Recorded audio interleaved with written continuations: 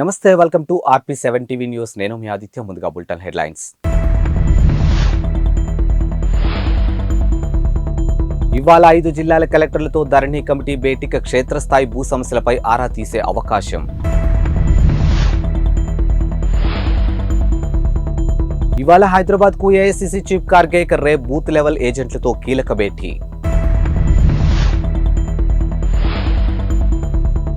సికింద్రాబాద్ నుంచి అయోధ్యకు special trains అధికారికంగా ప్రకటించినటువంటి దక్షిణ మధ్య రైల్వే. ధరణి పునర్నిర్మాణ కమిటీ ఇవాళ సచివాలయంలో 5 జిల్లాల కలెక్టర్లతో సమావేశం కాబోతుంది. రంగారెడ్డి, సిద్దిపేట, వరంగల్, ఖమ్మం, నిజామాబాద్ జిల్లా కలెక్టర్ను ఈ సమావేశానికి హాజరు కావాల్సిందిగా ఇప్పటికే వారికి సమాచారం పంపింది.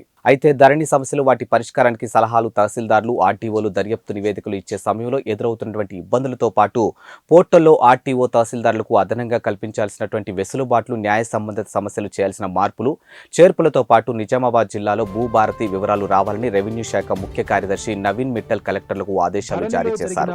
ఇక కలెక్టర్ల నివేదికలను పరిశీలించిన అనంతరం ఎంపిక చేసినటువంటి ప్రాంతాలకు వెళ్లి భూ సమస్యలు అధ్యయనం చేయాలని ధరణి కమిటీ చూస్తుంది. లోక్సభ ఎన్నికల షెడ్యూల్ వచ్చేలోపే డిఎస్సి అనుబంధ నోటిఫికేషన్ జారీకి కసరత్తు జరుగుతుంది. ఈ క్రమంలో విద్యాశాఖలో పదవీ విరమణ చేయనున్న వారితో సహా పలు వివరాలు అధికారులు సేకరిస్తున్నారు. ఇక రాష్ట్రంలో ఈ ఏడాది మొత్తం 3800 మంది ప్రభుత్వ ఉపాధ్యాయులు పదవీ విరమణ చేయనున్నారు. ఇక మార్చి నెలాఖరు నుంచి పదవి విరామలు ప్రారంభం కానున్నాయి. ఇక కొత్తగా ఉపాధ్యాయ నియామకాలు చేపట్టాల్సి ఉండడంతో పాఠశాల విద్యాశాఖ ఇప్పటికే ఆయా గణాంకాలను సేకరించింది. గత ఏడాది ఆగస్టులో 5089 ఉద్యోగ ఖాళీల భర్తీకి విద్యాశాఖ నోటిఫికేషన్ జారీ చేసింది. ఇక ఖాళీల సంఖ్యను పెంచి మెగా డిఎస్సి చేపట్టాలని ప్రస్తుత ప్రభుత్వం నిర్ణయించింది. ఇక పాత నోటిఫికేషన్ కు మరో 5000 ఖాళీలు కలిపి అనుబంధ నోటిఫికేషన్ ఇవ్వనుంది. ఇక లోక్సభ ఎన్నికలు కూడా అమల్లోకి వచ్చేలోపే అనుబంధ నోటిఫికేషన్ జారీ చేయాలని భావిస్తూ ఉంది. సీఎం రేవంత్ రెడ్డి వద్ద మరోసారి చర్చించింది. ఇక తుది ఆమోదం పొందాల్సి ఉంది. ఇక తాము అంతా సిద్ధం చేసి ఉంచామని విద్యాశాఖ వర్గాలు చెబుతూ ఉన్నాయి. కేంద్రంలో 2024లో కాంగ్రెస్ పార్టీని అధికారంలోకి తీసుకురావడానికి మేనిఫెస్టో తయారు చేస్తున్నట్లు ఏఐసిసి మేనిఫెస్టో కమిటీ సభ్యుడు ప్రవీణ్ చక్రవర్తి వెల్లడించారు. ఇక రాష్ట్ర మేనిఫెస్టో కమిటీతో ఆయన సమావేశం అయ్యారు. ఇక రాష్ట్రంలో శాసనసభ ఎన్నికల సమయంలో వెల్లడించినటువంటి మేనిఫెస్టో అమలు జరుగుతున్న తీరు, ప్రజల నుంచి వస్తున్నటువంటి స్పందన, ఇతర అంశాలపై పార్టీ నేతలతో ఆయన చర్చించారు. ఏఐసిసి మేనిఫెస్టో కమిటీ చైర్మన్ కేంద్ర మాజీ మంత్రి చిదంబరం ఉన్నారని అన్నారు ఆయన. ఇక తాము ప్రతి రాష్ట్రానికి వెళ్లి విధానాలు, ప్రజల నుంచి సలహాలు, సూచనలు తీసుకుంటున్నట్లు చెప్పారు. ప్రజల నుంచి ప్రత్యేకంగా అభిప్రాయాలు, సలహాలు తీసుకుంటున్నామని వివరించారు. ఇక మైనారిటీ, ఓబీసీ, ట్రాన్స్జెండర్స్ అనేక వర్గాలతో సమావేశమయ్యాయని, ఆయా వర్గాల నుంచి కీలక అంశాలు పరిగణలోకి తీసుకుంటున్నట్లు ప్రవీణ్ చక్రవర్తి వివరించారు. ఇక ప్రజల అభిష్టం నెరవేరేలా మేనిఫెస్టో ఉంటుందని తెలిపారు.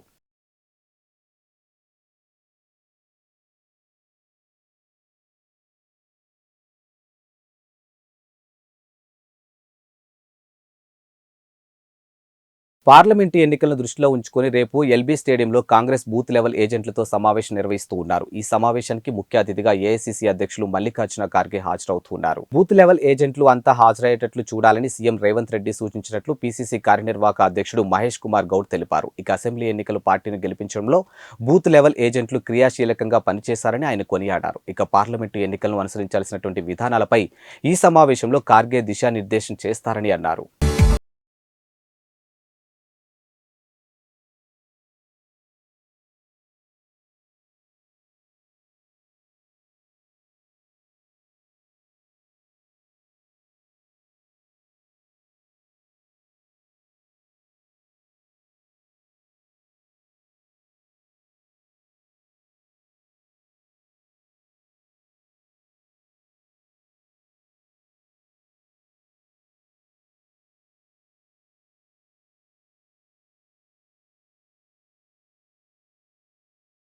AP CM YS Jaganmohan Reddy ఇవాళ తిరుపతికి వెళ్లనున్నారు. ఇక తాజ్ హోటల్లో జరిగే ఇండియా టుడే ఎడ్యుకేషన్ సమ్మిట్ లో ముఖ్యమంత్రి జగన్, మంత్రి బొత్స సత్యనారాయణ పాల్గొనున్నారు. రాష్ట్ర ప్రభుత్వ పాఠశాల అమలవుతున్నటువంటి సంస్కరణలపై ముఖ్యమంత్రి ప్రసంగించనున్నారు.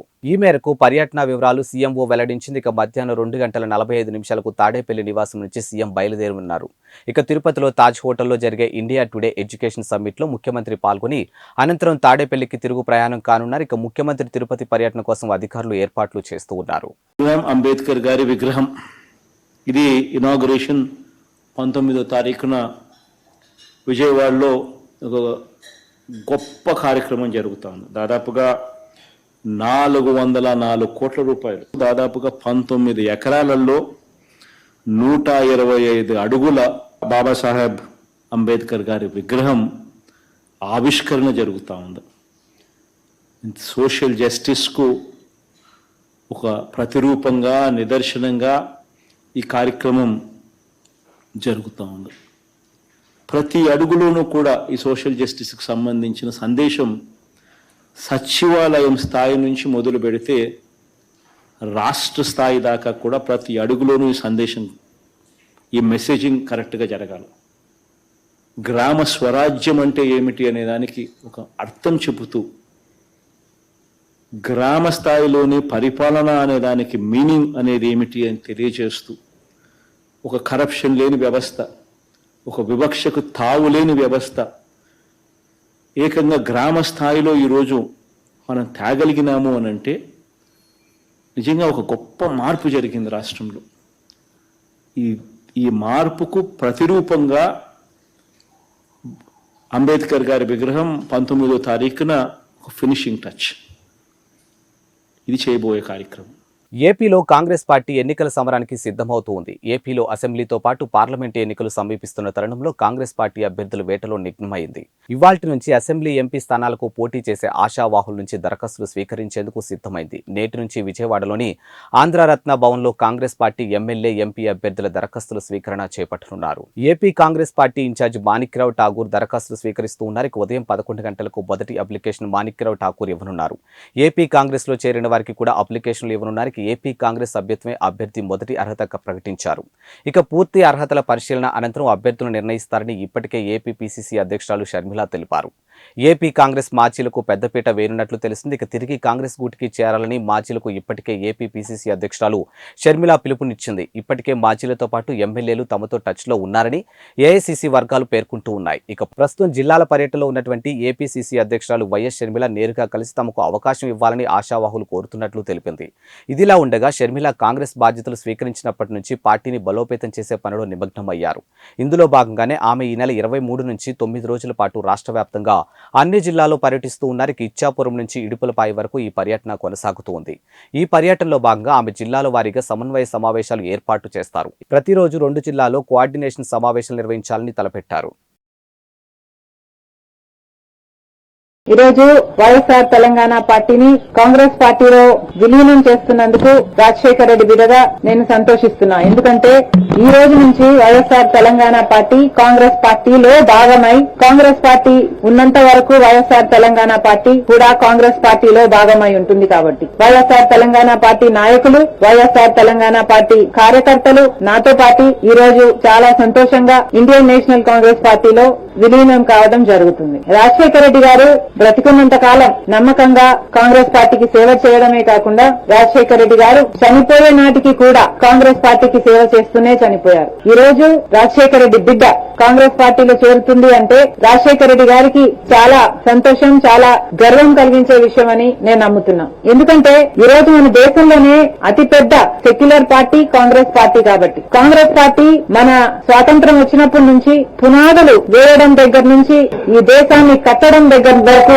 కాంగ్రెస్ పార్టీ హస్తం ఉంది. ప్రతి వర్గాన్ని కలుపుకుపోతూ, ప్రతి విశ్వాసానికి, ప్రతి ఫెయిత్ కు నమ్మకం కలిగిస్తూ, ప్రతి సెక్షన్ ఆఫ్ ద సొసైటీలో కలుపుకుపోతూ ముందుకు వెళ్లిన party Congress party. Congress party ముందు కూడా రాహుల్ గాంధీ గారి నాయకత్వంలో బెజవాడలో వంగవీటి రాధా, బోండా ఉమా వర్గాల మధ్య సోషల్ మీడియాలో వార్ నడుస్తూ ఉంది. ఇక టీడీపీ సెంట్రల్ సీటు విషయంలో రాధా, ఉమా వర్గీయుల మధ్య పోరు ముదురుతూ ఉంది. ఇక వంగవీటి రాధను టీడీపీ నమ్మడం లేదంటూ 3 రోజుల క్రితం సోషల్ మీడియాలో పోస్టులు వైరల్ గా మారింది. ఈ పోస్టులను ఉమా వర్గీయులు చేసిన పనేనని రాధా వర్గం ఆగ్రహం వ్యక్తం చేస్తూ ఉంది. తాజాగా ఉమా టార్గెట్ గా సోషల్ మీడియాలో కౌంటర్ పోస్టులు వైరల్ అవుతూ ఉన్నాయి. ఇక రాధా వర్గమే ఇది చేసినట్టుగా ఉమా వర్గం భావిస్తోంది. నమ్మాలంటే ఏం చేయాలంటూ ఉమాకి వ్యతిరేకంగా కౌంటర్ పోస్టులు వైరల్ అయ్యాయి. ఇక పదవి కోసం పార్టీని బెదిరించాలా, చిన్నపిల్లలకు చావుకి కారణం అవ్వాలా, దేవుడి పేరుతో చందాలు పోగేయాలా, కార్పొరేటర్లకు టిక్కెట్లు అమ్ముకోవాలా, పదవి రాకపోతే కాపుల గొంతు కోసారని పార్టీకి కులానికి మధ్య విరోధం పెంచాలా, ఈసారి టిక్కెట్ రాదని అధికార పార్టీతో చర్చలు జరపాలా, అలా చేస్తేనే పార్టీ నమ్ముతుందా అంటూ చేసిన పోస్టులు వైరల్ అవుతూ ఉన్నాయి. రాధాపై 7 పాయింట్లతో పోస్టులు పెడితే 17 పాయింట్లతో ఉమాపై పోస్టులు చేయడం గమనార్హం. ఇక రాధా, ఉమా వర్గాల మధ్య కోల్డ్ వార్తో రాజకీయం హీట్ ఎక్కింది. ఆంధ్రప్రదేశ్లో ఎన్నికల సమయం దగ్గర పడుతున్న వేళ మాజీ మంత్రి బాలినేని శ్రీనివాసరెడ్డి సంచలన ప్రకటన చేశారు. ఇవే తన చివరి ఎన్నికలని, ఈసారి ఎన్నికల్లో పోటీ చేస్తున్నానని తెలిపారు. అయితే వచ్చే ఎన్నికల్లో మా అబ్బాయి పోటీ చేస్తారని వెల్లడించారు.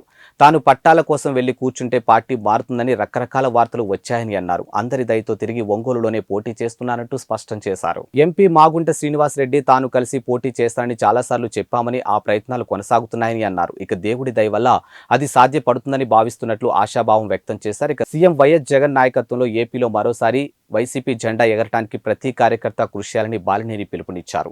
ఒంగోలు ప్రజలకు చేసినటువంటి వాగ్దానం నెరవేర్చుకుంటే రాజకీయాలు మానుకుంటానని చెప్పా, అది సాధించనని ఆనందం వ్యక్తం చేశారు. ఇక పేదల స్థలాల కోసం 231 కోట్ల రూపాయలు విడుదల చేసినటువంటి సీఎం జగన్ కు ధన్యవాదాలు తెలిపిన ఆయన 25,000 మందికి పట్టాలు ఇవ్వటమే కాదు, ఇల్లు కట్టించి ఇచ్చేందుకు కృషి చేస్తానని అన్నారు. ఇక మౌలిక సదుపాయాలు కల్పన పూర్తి చేసి వచ్చే నెల 10వ తేదీలోపు సీఎం జగన్ చే ఇళ్ల పట్టాల పంపిణీ కార్యక్రమం ఉంటుందని తెలియజేశారు. ఇక రాష్ట్రమంతా జగనన్న కాలనీలు వచ్చిన ఒంగోలులో టీడీపీ నేతలు అడ్డుకున్నారని ఆరోపించారు. ఇక భగవంతుడి దయ, సీఎం వైఎస్ జగన్మోహన్ రెడ్డి దయ వల్ల ఇళ్ల స్థలాలకు డబ్బులు వచ్చాయంటూ సంతోషం వ్యక్తం చేశారు.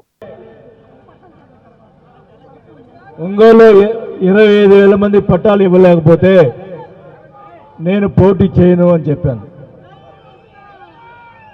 చాలా మంది అన్నారు, ఎందుకు అట్లా చెప్తున్నావు, అది ఒకవేళ రాకపోతే మరి మీ పోటీ చేసేదానికి ఇబ్బంది కదా అని అంటే, పర్వాలేదు, నేను చేయలేకపోతే నేను రాజకీయాలు మానేస్తాను తప్ప ఒంగోలు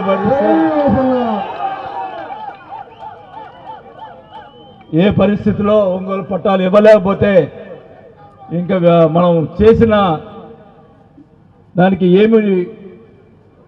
మనం ఏం చేయలేకపోయాం, పట్టాలు కూడా ఇవ్వలేకపోతే ఇంకా అనవసరం అని చెప్పి ఆ రోజు చెప్పడం జరిగింది. మరి ముఖ్యంగా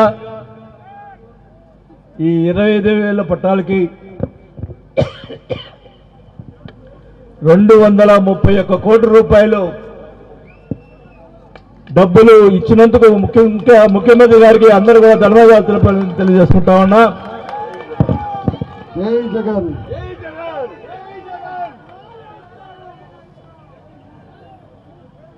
ప్రతి పేదవాళ్ళు, అక్క చెల్లెమ్మలకి నా ఒకటే కోరిక, ఇళ్ల పట్టాలు ఇవ్వటం కాదు, 25,000 మందికి ఇల్లు కట్టించే ఏర్పాటు చేస్తామని చెప్పి కూడా ఈ సభలో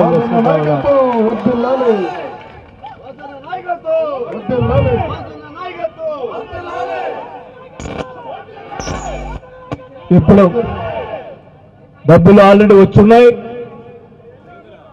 ఆ రైతులకి మొత్తం కూడా రేపెల్లుండో మొత్తం రైతులందరూ కూడా డబ్బులు వేయటం జరుగుతుంది.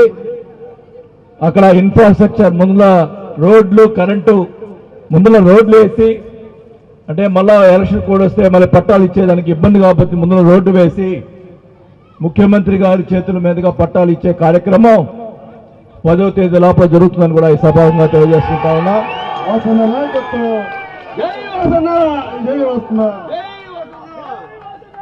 నేను ఒకటే చెప్తా ఉన్నా, ఒంగోలు పట్టణంలో ఇంకా ఎవరైనా ఇల్లు లేకుండా ఉన్న వాళ్ళు ఎవరుంటే కూడా, ఇల్లు లేని వాళ్ళు ఇంకా ఏమైనా మిస్ అయి ఉంటే వాళ్ళు అప్లై చేసుకోండి, మా నా దగ్గరికి వచ్చి చెప్పండి, మాకు ఇల్లు లేదంటే తప్పకుండా శాంక్షన్ చేసి ఏర్పాటు చేస్తామని చెప్పి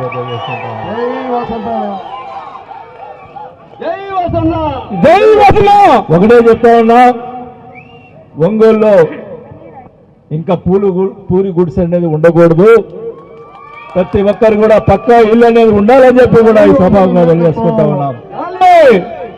ఈ రాష్ట్రం అంతా కూడా జగనన్న కాలనీలు వెలిసినాయి, కానీ ఒంగోలులో మనం పట్టాలు ఇచ్చేదానికి, వాళ్ళు కొని ఇచ్చేదానికి ఎందుకని ప్రభుత్వం భూమి మరి దేశం మొత్తం ఎప్పుడెప్పుడు అని ఎదురు చూస్తున్నటువంటి అయోధ్య రామ మందిర ప్రారంభోత్సవం మహోత్తరం ఘట్టం పూర్తయింది. ఇక శ్రీరాముడి జన్మస్థలమైనటువంటి అయోధ్యలో బాలరాముని ప్రాణ ప్రతిష్ఠ అనంతరం స్వామివారి దర్శనానికి భక్తులు పోటెత్తారు. ఇక భక్తుల రద్దీని దృష్టిలో పెట్టుకుని హైదరాబాద్ నగరం నుంచి 17 ప్రత్యేక రైళ్లు నడపాలని భారతీయ రైల్వే నిర్ణయించింది. దక్షిణ మధ్య రైల్వే జనవరి 29 నుంచి ఫిబ్రవరి 29 వరకు మొత్తం 41 ట్రిప్పులు తిప్పుతుంది. ఇందులో సికింద్రాబాద్ నుంచి 17 ప్రత్యేక ట్రిప్పులు ఉన్నాయి. ఇక ఈ నెల 29, 31, ఫిబ్రవరి 2, 5, 7, 9 తేదీలో అయోధ్యకు స్పెషల్ ట్రిప్పులు ఉన్నాయి. అంతేకాక ఫిబ్రవరిలో 11, 13, 15, 17, 18, 19, 21, 23, 25, 27, 29 తేదీలో ఈ రైలు నడవనున్నాయి. ఇక ప్రతిరోజు సికింద్రాబాద్ నుంచి దానాపూర్కు ఎక్స్ప్రెస్ రైలు నడుస్తుంది. ఇక ఉదయం 9:25 బయలుదేరి ఈ రైలు టికెట్లు దొరకడం చాలా కష్టంగా మారింది.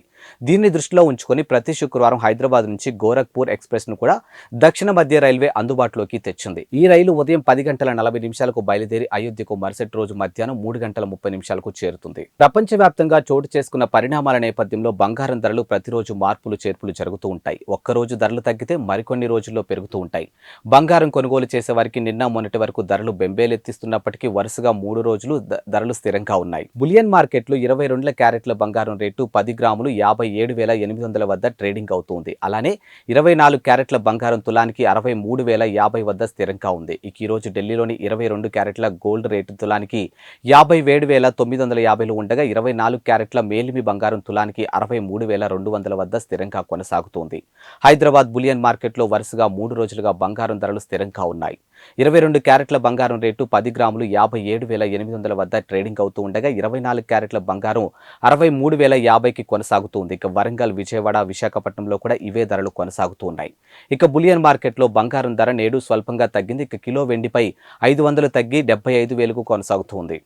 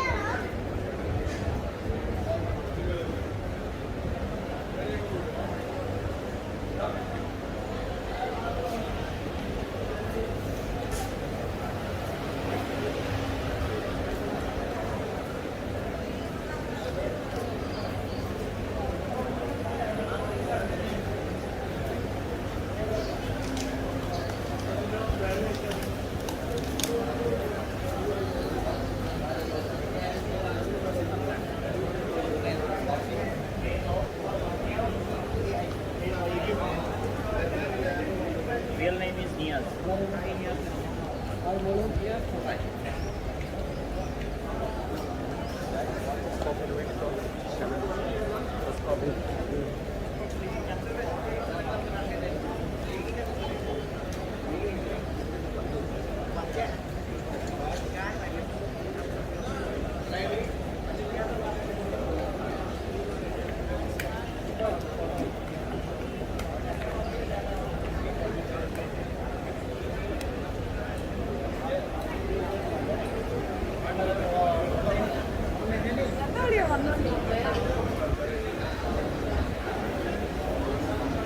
ఇవి వాల్టి బులెటిన్ అప్డేట్స్. మరో బులెటిన్తో మళ్ళీ కలుద్దాం. అంతవరకు సెలవు, నమస్కారం.